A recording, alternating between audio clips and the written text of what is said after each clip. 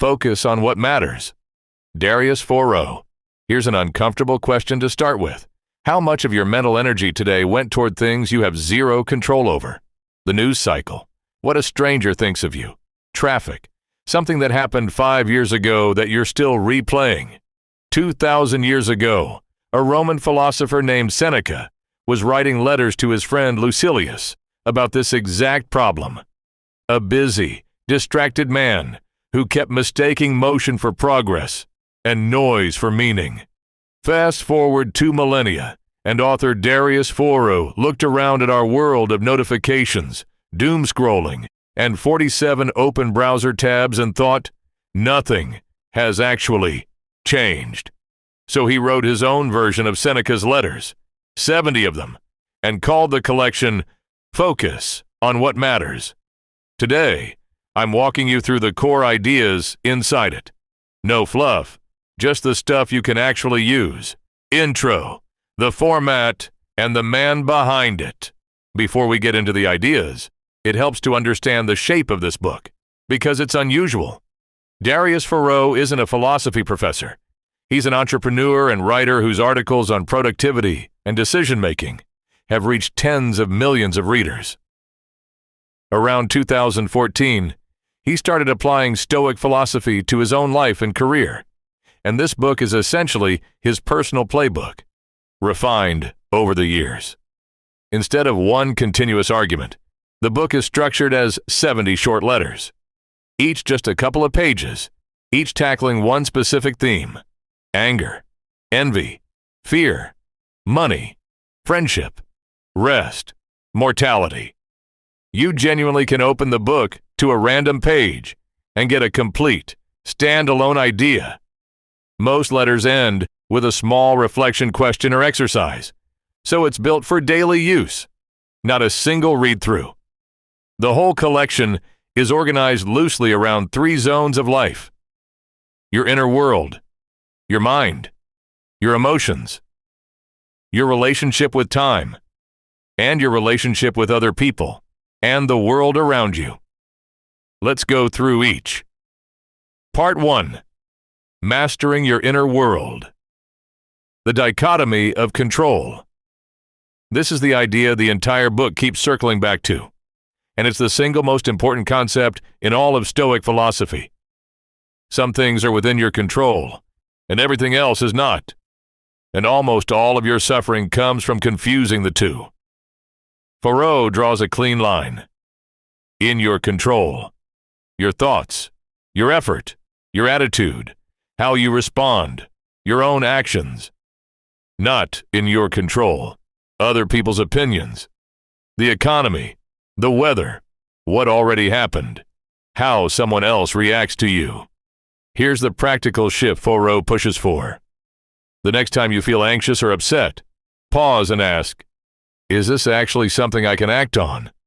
Or am I just spinning on something I can't touch? If it's the second one, the instruction isn't to suppress the feeling. It's to consciously redirect your energy back toward the part of the situation you can influence, and let the rest go. Not because it doesn't matter, but because fighting it produces nothing but exhaustion. Protecting your mood from other people. One of the more practical letters in this section deals with something almost nobody talks about directly: emotional contagion. You can start your day genuinely good, energized, optimistic, and then one conversation with a stressed-out coworker leaves you carrying their mood for the rest of the day without ever noticing the handoff happened. Foroux's point isn't stop caring about people. It's that empathy and emotional responsibility are 2 different skills. You can listen to someone, support them, even feel for them, without absorbing their emotional state as your own. Protecting your mood isn't selfish. It's what allows you to actually be useful to people instead of just another person drowning alongside them. Where motivation actually comes from, Foroux also tackles a problem everyone's felt: the days where you just don't feel like doing anything. His answer isn't pushed through with willpower. It's smaller and more interesting. He points to curiosity as a renewable source of motivation. When drive dries up, going back to learning something, a book, An article, a new idea, tends to reignite the spark faster than trying to force discipline from an empty tank. Motivation, in his framing, isn't something you summon. It's something you feed. On fear and disappointment.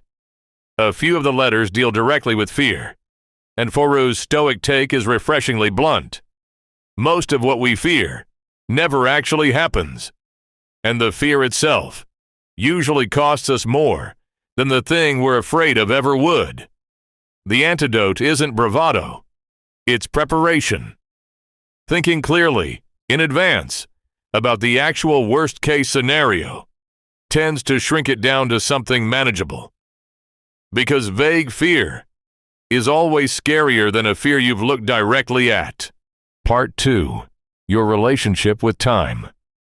If there's a second pillar to this book, it's time.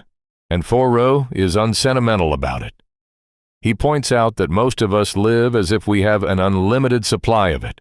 We put off the important conversation, the health habit, the creative project, always someday.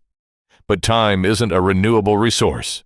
Every day that passes is simply gone, permanently, whether or not you used it well, living in the present, without ignoring the past or future. This isn't a call to abandon planning or reflection. It's about where your default attention lives. Foroux notes that most everyday stress comes from one of two places: replaying something from the past that can't be changed, or rehearsing a future that hasn't happened yet and might never happen the way you're imagining.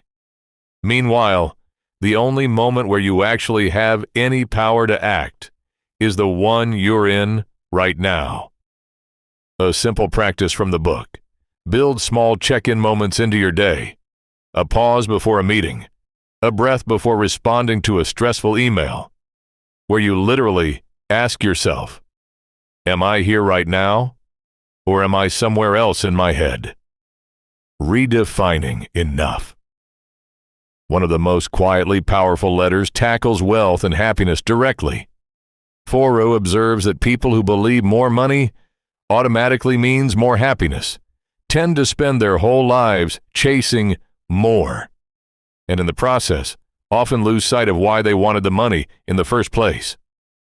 The letter isn't anti-ambition. It's pro-clarity.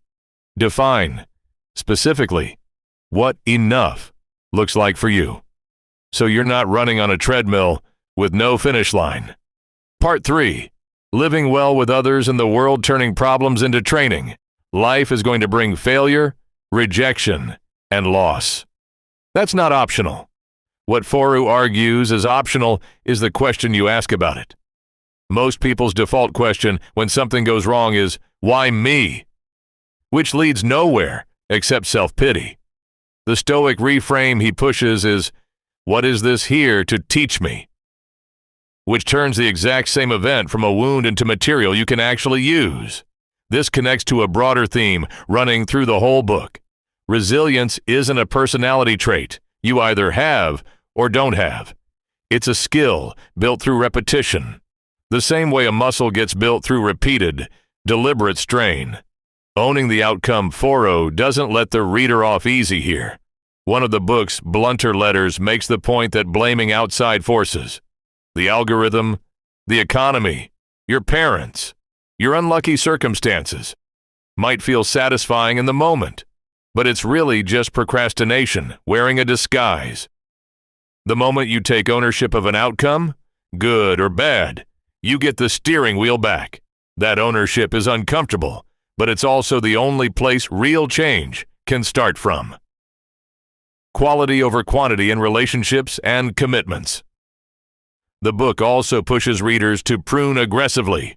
Fewer, deeper relationships over a wide, shallow network.